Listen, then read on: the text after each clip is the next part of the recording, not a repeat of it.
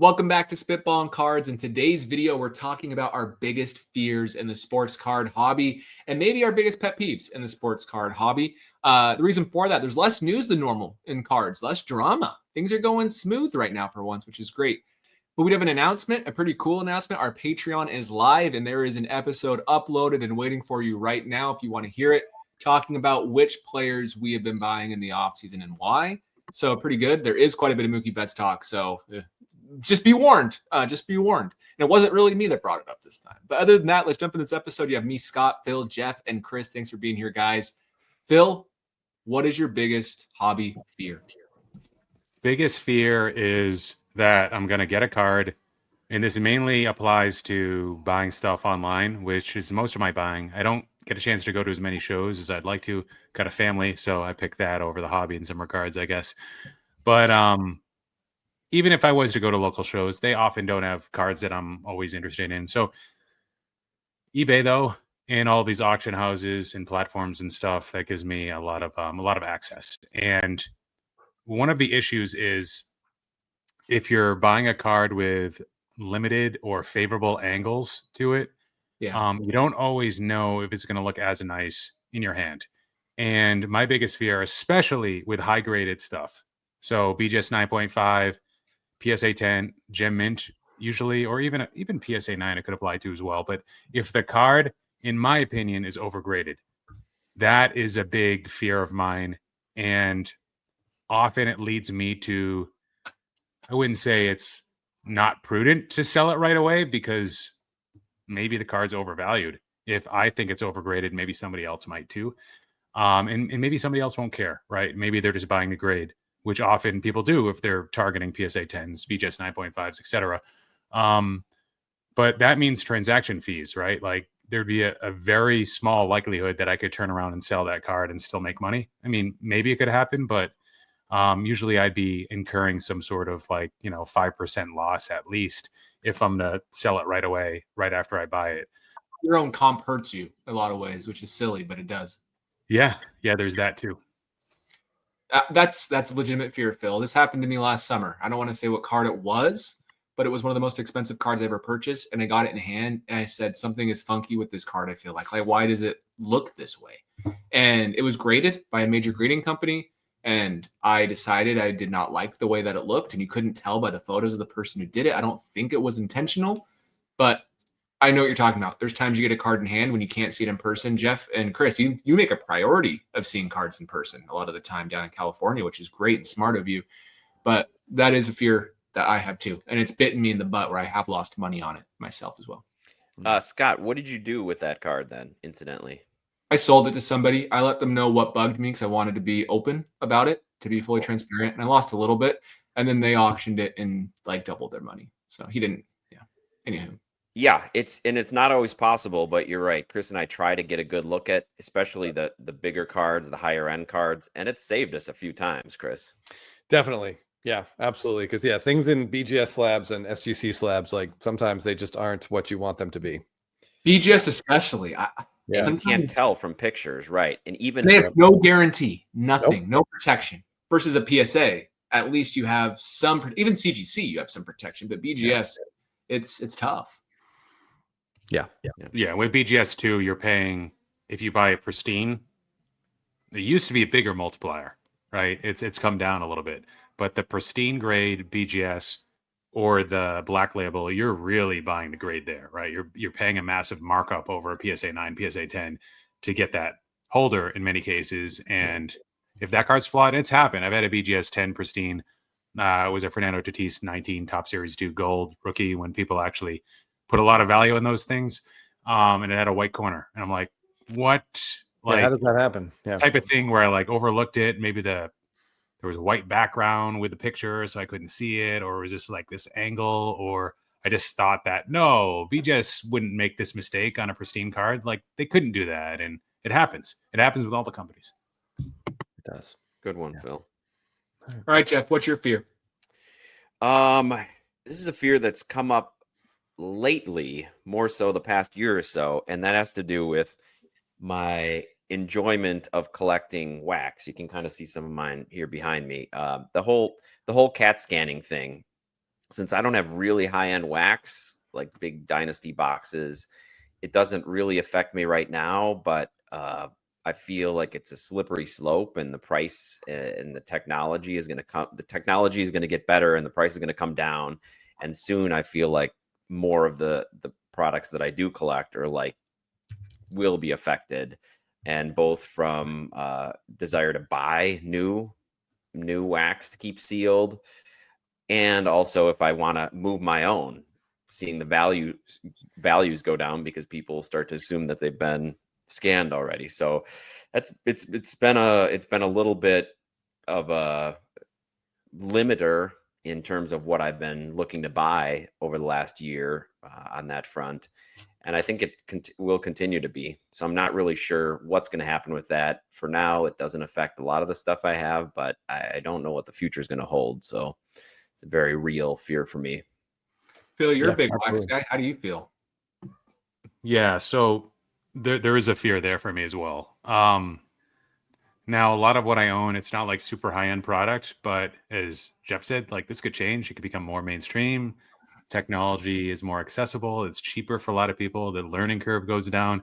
It is scary stuff to see what we're dealing with like 1-3 years from now. Sure, maybe with a new product that's recently released, Fanatics figures something out where you're not able to scan it. But what about all the stuff that I have? What about all the stuff from 2018? Exactly. With 2018, what I've done is I can't get rid of the cases. I think there's longer runway with sealed cases of stuff that's not, again, ultra high end product where you're dealing with like 1 card per box or 5 cards per box. So talking about like Topps Update, Hobby, Topps Update, Jumbo, those cases I've actually picked one up after the news came out. 18 Bowman Jumbo, you're dealing with 32 cards per pack, 12 packs, and then 8 boxes of those in a case. So it's a lot of cards, right? There could be an Ohtani auto in there. Maybe somebody already scanned it. I don't know, but I picked it up kind of a long time ago, and I'm holding on to that one. At the end of the day, a lot of the value from sealed stuff when it gets older and older doesn't come from the expected value of what's inside anyways. So even if somebody could confirm that the person I bought it from confirmed that there wasn't an Ohtani auto in there, it would still have some value in my opinion. I hope. Could be wrong here. But because it's from the set of 2018 Bowman, where there are live pitching autos potentially of his Bowman rookie card, of course, not his hitting, but those are expired redemptions. That's a different story. If those boxes should have value, maybe the CAT scanning doesn't matter because you can't get anything from those boxes anyways. But except for his non-autographed refractors and stuff. All right. Yeah. Okay, I have 2, and I want to know how you guys feel about these. My number one concern is one that sort of I was reminded of a couple of years ago, and one that my wife reminds me about constantly, and that is that we love baseball. We love baseball cards, and I love watching baseball. I love everything about it. But the people we collect are people. The people on the cards are human beings, and human beings are flawed. And a lot of times when human beings get a lot of money, they do really, really, really stupid stuff. And it has nothing to do with baseball. And that stupid stuff can absolutely destroy every ounce of value that these cards have.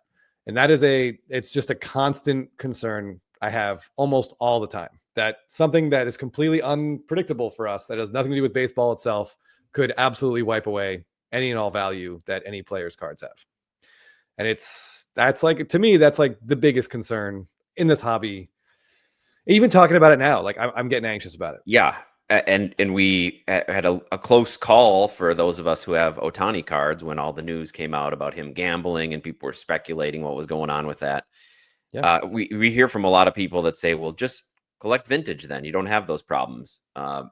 From a product standpoint, vintage has its own issues.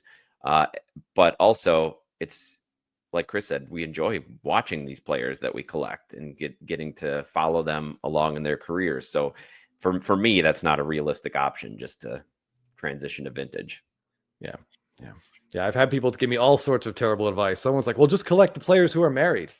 I'm like, Like, married people don't do dumb stuff. Yeah, right. I mean, come on. The hard part is that applies to even just like steroid usage. A lot of yes, players. I mean, yeah, just universally dumb stuff We like saw what riding happened. motorbikes in the Dominican during the off season is probably not the smartest thing you could do with your free time. Yeah, it's one of those things. Also, like injury is something that could scare you, but like the steroid stuff, it can absolutely just. I remember when the Tatis news announced. I remember where I was. It sounds so dramatic. But I was walking into the gym, and I just couldn't believe it. Like it just seemed fake. And then that was the news cycle for the next year. It's just crazy how it can ruin. And then Wander Franco, we didn't talk about him too much, but players are people, and just like people we know do stupid stuff, so do these guys. Unfortunately. Yeah. If you think back to like when you were in high school, like the best athletes in your class, they probably did some dumb stuff. Now throw like $40 million at them and see if they get smarter with their free time. And I try not to think about it, but there's something there, and it's concerning all the time. Did Wander lose his contract? Was it officially canceled out? Do we know if that was baked in? I don't think they've even tried. I think they're waiting. They're waiting for the trial. I don't think he's actually gone to he's trial on the restricted list though, so he's not getting paid right now. Yeah, okay. So yeah, so the Rays are good right now, but it sounds like it's a pretty open and closed case. So hey, what's your second fear? Let's hear your second fear. My second fear, and I think this one everyone should share this one. My second fear is the mail. Yes. We all know people. We have friends that have had this multiple times. Envelopes arrive, open, nothing inside. Packages getting shipped via like FedEx and UPS to PSA, just getting ripped apart and never arriving. It's just part of the hobby. That's why Jeff and I do try to meet people as often as we can. But the mail, that is, and just when PSA says your grades are popped and they're in the mail, like we're close to PSA. It takes about a day, but that is a day that Jeff and I are just tracking pretty regularly. It's a very anxious time. At least with PSA, if it gets lost, they'll reimburse you what you said it's worth. True. With other randos online, if it gets lost, you're going to have to battle them. Sometimes most sellers are right. Like it's the seller's responsibility till it's in hand. But people online can really suck. And so if you did like the one deal with a friend that was friends and family, and then all of a sudden you don't know how good of a friend you had online with somebody. It's tough. And you make trades with people. Like a good buddy of mine, he and I made a trade, and I actually mistyped my zip code when I gave him my address, but he sent it via UPS, and somehow UPS they put that in, and we're like, yep, good to go, even though that address doesn't exist. Like I had my street address was right, and then they confirmed it was delivered. And my street's weird. There's like a block of 10 houses on each side, and then a main road, and another block of about 10 houses on each side. I went so that's about 40 houses. I went to like 30 of them and asked. I was like, did you guys get a package? And they all said no. So we have no idea where that ever went, but it never showed up anywhere. It was lost. It's lost. Completely got delivered somewhere, totally gone. Yeah. But I mean, stuff like that happens fairly regularly. And until it happens to you, it feels like it probably won't happen. But it's a real thing. I mean, the people that work at UPS and FedEx in the mail, they know what receiving. They know what that is. Yeah. Yeah. They got to change that again. Yeah. That's been the thing for like 3 years now. Like, all right. So I had something happen real quick, Phil, before we go to the next fear. I had a package get lost just barely. It was with FedEx again. I don't know what they're doing. FedEx delivers to P.O. boxes. They deliver to the post office. The post office is the one put it into a P.O. box. That's how it works. Okay. But what FedEx did, I said it was delivered on my app. So I went in and I asked the post office, hey, can I pick up the card? And they said we didn't get it yet. They usually just scan that it was delivered to P.O. boxes and then drop it off later in the day. So that way they don't get them all confused as they're delivering. What FedEx ended up doing is they Googled my name and then they just gave it to a different Scott Baldwin. Literally. I eventually was able to, they sent a picture to the seller. And so then he showed me the front of the house. So I tracked it down and I went to the other Scott Baldwin and I'm like, hey, Scott Baldwin, can I have my card? And he's like, sure, here you go. I was wondering how to get it to you. They had taped over my address with his address and his name. Jeez. And then it's in the same, So anyways, they do stupid stuff. And there was just a story. I think a postal worker just got convicted of stealing like 6 figures worth of sports memorabilia and sports cards. That's crazy. It's hard to track, and there's data online. It's not verifiable, so I don't know if it's true, but estimates that UPS and FedEx lose roughly 0.5% of packages, so 1 in 200. And if that's anywhere close to being true, that's scary. Really scary. Because I know USPS, the cheaper service in many cases, I've had really good success shipping out my product, the Rookie Card Explosion box. They're not losing anything close to that. No. Maybe it's closer to like 1 in 1,000 or 1 in 1,500. And I have had a bad experience with UPS. And what happens when you lose something with them, if you don't insure it, there's supposed to be some sort of like a investigation that's filed where they're trying to find it, right? You don't have any insight into what they're doing. They just say that they're looking for it. And it's, I think, around like 8 business days. And after the 8 business days is over, they own your product if it gets found, whether it was destroyed, whether it was sent somewhere else, whether what happens a lot is on like the conveyor belt, the shipping label gets detached. And that's usually like the most likely scenario for your product, your box being lost. That's why it's good to have like something inside it that shows where it's supposed to go to, which nobody really ever does unless they have time to do so. And they own it afterwards. I feel like with USPS, there's a better chance that it would show up like 3 months late. With UPS, it's impossible. They'll pay you out the claim right then and there. You don't have it insured, you get the minimum of whatever that is, which might be like $50. So, Yeah. Enough to make us anxious. All Yeah, right. seriously. Now I'm like sweating over here. I feel like this has been a very uncomfortable watch for any of our viewers. If they didn't have these concerns, they sure as hell do now. Maybe my fear is not as bad. I think we are getting close to time, so I'll do my fear real quick. But I have 2. My first fear is light. I hate the light. It ruins cards. It fades autographs. It is the absolute number 1 killer for your sports cards is light. And I see collectors who just display their cards. And there is very, very minimal UV protection in any of the slabs of any company. And so even if you have 75% protection, you're still going to have your autographs fade. And that's when we see Bowman Chrome autographs from like baseball card shops that are just gone. And so even though like there might be 50 of them, there's really probably only 24 of them. And then just over time, they're all going to fade regardless. And so that's always like a fear of mine is the light and humidity and temperature, because all of that impacts how good a card could like stays. And it's silly, but even like these cards right here, these will still fade technically. So you got to be careful with how long you display your cards. And that's a big unfortunate thing for me because it kind of takes the fun out of it in some ways. Yeah. Based on your skin tone, Scott, I think we all knew you hated the light. I think we all saw it coming. My father had melanoma, so taking that sunscreen serious. Yeah, as you should. My dad was a lifeguard in Panama for 18 months. And he has looked me dead in the eye. This was in the 1950s. Looked me dead in the eye and told me he never wore sunscreen. Not once. Your dad's tougher than me. Well, he also gets stuff lasered off his head like 3 times a year.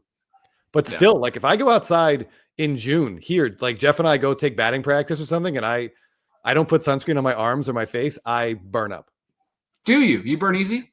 Parts of me, yeah. I burn incredibly easy. Now that I'm bald, I have to have a hat on at all times outside because I don't want to have stuff lasered off my face when I'm older. No, it's not an ideal situation. Yeah. So Scott reached out to us through the group text this weekend, and he was asking about humidity levels and if we were concerned. And like, he's dealing. You were talking about a room in question that was around a 30% humidity level, and then you eventually said that the temperature will stay between like 68 and 72 all year. And I'm like, yes, that's okay, Scott. Your cards will be fine in that climate. It's just a concern because online, if you ask, it says you want to be between 40 and 55, or else the autographs. It's just like, oh my gosh, how do we deal with this? But I think you just don't want it to get too humid. I think more humidity is way worse than less humidity for sports cards. Yeah, the example was like Florida, where it's always humid, and there's a lot of air conditioning in Florida, obviously, because there needs to be. But if there was a room in the house, and maybe it's the lower level, maybe it's a basement that's not air conditioned. Air conditioning is a way to regulate humidity levels in addition to temperature, obviously. And it's a way to keep that humidity level down. But in Florida versus SoCal, where you guys are from, is very different. It's not dry ever. And having like a card in a room where it gets too hot or the humidity level gets too high and it's like a constant like 67 or 70 plus, I would assume that would be bad, especially for extended periods of time. Putting baseball cards in your basement in Florida, that sounds like a horrible idea. I just think of the movie Crawl, and there's no way. I don't want my cards down there. So do they even have basements in Florida? probably someone has to, but it sounds like the worst idea in the world. It does. So Yeah, growing up in Idaho, we never had humidity. That sounds stupid. It was just dry all year round in Idaho. I didn't even know that AC took humidity out of the air because we didn't have AC growing up. In the winter we had heat, of course, but in the summer it only got like the 80s, so we really didn't need AC. It was like a week in the 90s, of course, but so I'm glad that good AC units do regulate that for you, which is nice. Makes it more comfortable. Jeff, what were you saying before I cut you off? I was just going to say that there is a very real concern long term, 40 years, 50 years, 100 years from now, what's going to be left of these cards and their autographs, because pack pulled autographs haven't been around that long. So there's really no long term. Yeah. Especially the Chrome stuff, right? Like, Yeah. It makes me wonder if I should just collect non-autographed cards at times. Not kidding. I've always wondered that. Like, it's just a really cool real concern. base red out of 5 versus a Topps Chrome Gold autograph, because you don't have to worry about that kind of stuff. You can display it and not feel as bad after a few days. So that's a concern. Other concern I have is the strike coming up. That's going to happen. There's going to be a work stoppage. There's going to be a lockout. We don't know if there's going to be a work stoppage yet. But Tony Clark this week said, who's the Players Association director or head, said that there's going to be a lockout. MLB and them already have agreed basically to a lockout. And it's just like, you guys suck. Stop being stupid. They have 2 years to work on that. They have so 2 much years to time. figure this Them out. to say that now is next just spring. embarrassing. Like, it's just, and Ranford's like, it's good for us because it puts pressure on both sides. Like, you guys are idiots. MLB is finally like growing, and you're risking just like pissing everybody off. And these owners are just dummies. They think we're going to come back. I think we'll lose a lot of people in sports cards as well as baseball. Yeah. So, like, now's the time. The NBA is dying. The NBA viewership is dying. Like, it's a great time for baseball to step up and sort of at least, fill in that number 2 spot. And they have time. They have time to do it. So to come out with that, and they're not going to get a lot of sympathy from the average citizen who's maybe struggling to pay for groceries over these millions and billions of dollars with TV deals and player salaries. So it's not a great look for baseball. No. Yeah. Right. So that's my fear. I think that will really hurt a lot of players' careers, a lot of players in their prime, like a Soto or an Acuna. Acuna's going to miss another freaking season, right? Like, it's just one of those situations. And then we see the Dodgers get clowned because it's a short season, so we're going to clown the next short season. It's just like, it ruins everything.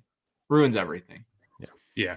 One of my pet peeves, more so that than a fear, is people in this hobby. Facebook groups. Particularly 3 people in particular, Phil. Our YouTube audience, Phil, is that what you're saying? No, as co-hosts. No, Facebook groups, a lot of what people post, well, a lot of it's just stupid. So that's one thing. But I'm more talking about the nefarious actors that don't have a moral compass, that are just trying to sell something before the floor drops. So there's like certain people that are respected in the hobby that have big YouTube channels that are more known than us. One guy, this person was, there's a very hot basketball player where their gold prism rookie just came out and was trying to say that this is more valuable than, so with prism, there's like the variation version of the card. And then there's like the regular base image. Yeah. Historically, the base image, even though it's more common, will be more sought after in all of the parallels. So the gold prism for this certain basketball player, he had the variation. He was like, no, look at comps. The variation's preferred. This is the preferred pose. He didn't provide any data. So I actually looked, and I couldn't find any data verifying his claim. I found the opposite. So he's telling people, and this is like a $50,000 card. He's telling people that his version's worth more based on data that it doesn't exist. And he's not showing any data because he's lying. He just wants to sell it before the market tanks on it. So it's like, again, like, there's a lot of people like that. in these Facebook groups over the last 3 years, a lot of the people that survived in the hobby or that are still active in the groups are the people that will do anything to, the ends justify the means. They're not out there building relationships. So just be careful, because unfortunately, a lot of people's first exposure to the hobby will be with some of those folks. So there's just a lot of things that could deter people from staying in the hobby. One is wax spend, but you don't need all of these people. And a lot of them are supposed to be like positive role models that just aren't. And it's sad. Like, I could spend all day fact checking all this bullshit and calling people out, but I don't, because then I want to, ruffle feathers. I don't want to get kicked out of the group. I don't want to piss people off. I've got a family. I'm just trying to live my life and do my own thing within my circle. But Facebook can be a horrible cesspool. And like, even vouches on Facebook. Oh yeah, this guy's good. A bunch of scammers vouching for another scammer. Like, so you get scammed, or you get a card that, oh yeah, this is a chance to be PSA 10, and it's got like, like massive gashes on it. Like, why did you need to tell me that this might get a PSA 10?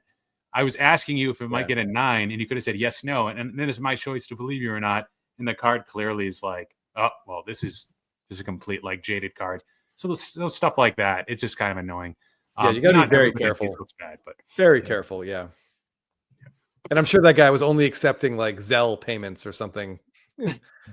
Zelle and Cash App. Those are the two. Yeah. You can always trust that, right? For sure. I got scammed really, really, really, really bad. I never talked about it till right now. This is a good therapy session, guys, and then we'll wrap it up. When I first kind of got back into collecting, back like when I was buying more expensive cards than just like Utah Jazz or John Stockton, that's who I liked, and Donovan Mitchell, those type of players. I was buying like $600, by far the most I'd ever spent on a card at the time. It was like 2017, 18, right around that era. And I didn't know the difference between goods and services and friends and family. And I got taken for $650. And I remember I was devastated. I'm not ashamed to admit that I cried as a kid. I was like, how old was I? 23.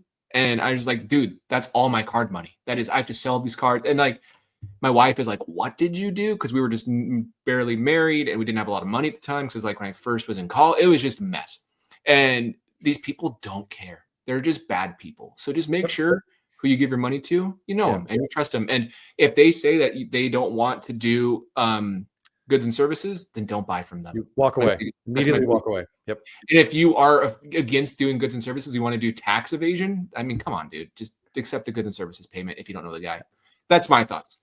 Yeah, no, I totally agree. And anyone who's watching this, if you're in a situation like that and you're unsure, you can just always walk away.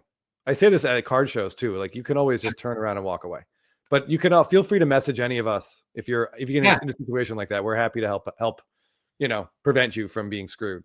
All right, my last hobby fear is it's probably very specific just for me, but it's my big concern is that Topps is going to continue to give us baseball cards like this. Because I can't handle this. This is horrific and it has to stop. No one wants a baseball card of a guy in a suit. They just don't. I mean, this looks like Paul Dano more than it does Paul Skeens. It's terrible. He doesn't even know what to do with his hands. His thumb is like half up, half down. I don't know what this is. I hate it. And I hate that we see this every single year in Topps. Someone out there is like, oh, this will make a great golden mirror. Like, it will not. Well, now that they've started this red carpet show, which is a big event for MLB every year, yes, we're going to get more and more of these rolling out. And pretty soon the outfits are going to get crazier and crazier. It's going to be like an Oscars red carpet. And they're going to want to put them all on cards. No, this is bad. I don't want to, give more crap to Paul Skeens, but legitimately, he looks like he's about to walk into an apartment and meet Chris Hansen. Like, this is a terrible baseball card. Good one. There's a place for this stuff. Maybe in their new that like celebration set they're doing, they could put in like an insert set like this, or an update when they do like all-star cards. Maybe that's where they put these, but this is not the place for this. I've had at least, I want to say minimum 30 people have sent me this exact card and been like, why? Like, I will say I'm glad they put the gold cup on there, right, Jeff? Yeah. At least the gold cup's on the SSPs, but so this may be I will say I want to give Topps one credit. I thought they did a really great job with the golden mirrors of the league leader cards. Yes. Here, like finally. So there's one credit for them. What were we gonna say? You go, Chris. I was gonna say like put for a couple of them, they've put those images on there, like the gala shot, and that's great. It makes sense. It makes put them total there. sense. Yeah. So Absolutely. I have no issues with that. Here, I'll even show one. I found one real quick, and then we can wrap this up. But here this is. So like here's the Judge, the J Ram, and the Brent Rooker. That's a cool card. It's funny how these two are like the All-Star Game of Rookers in the dugout because he didn't make it, unfortunately. But still funny. It's still a cool card. And there's other ones too we can look at, like this one. Here's this a Bobby Witt. Like this is a sick card. Yeah, that's where those images belong. Put them there, and they all go together, and it makes sense. Yeah. The only thing that's actually the league leaders in average. The only thing average about that card is that it's an average card because that's a sick card. That'll look cool. Anyways, all right. Thanks for watching, everybody. We appreciate you. If you're interested in hearing more content, there is some waiting for you right now over in our Patreon. Every week, you'll have a new video where it'll get added in as well. And other than that, we'll see you in the next video.